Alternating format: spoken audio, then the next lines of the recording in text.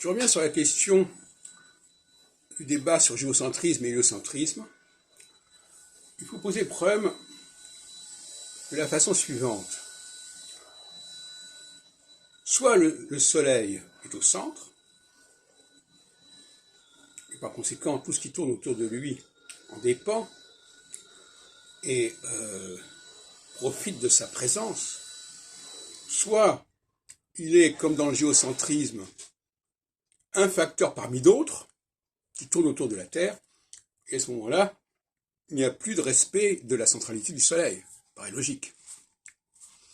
Et pourtant, chez Ptolémée, la théorie, le dispositif des domiciles, place bien au centre les deux luminaires, enfin, du moins en haut, les deux luminaires. Ce qui ne correspond pas véritablement à l'idée du géocentrisme. J'avais déjà remarqué ça depuis longtemps, ça m'avait toujours surpris.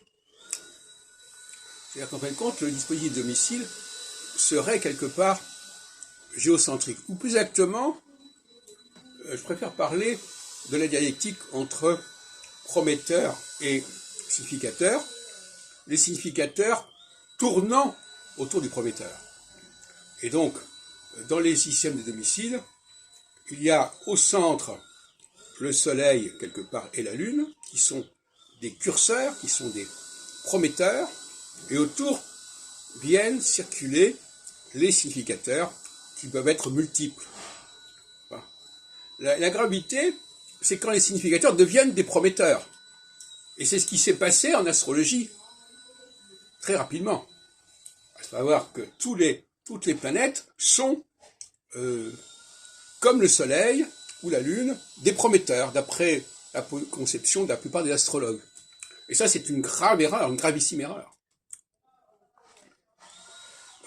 Il faut distinguer ce qui est prometteur, c'est-à-dire qui bouge, qui circule, et les significateurs qui sont fixes et qui sont, c'est pas eux quelque part, enfin, on pourrait dire évidemment ce sont eux qui gravitent autour du Soleil, mais en réalité, c'est le Soleil qui gravite autour des significateurs.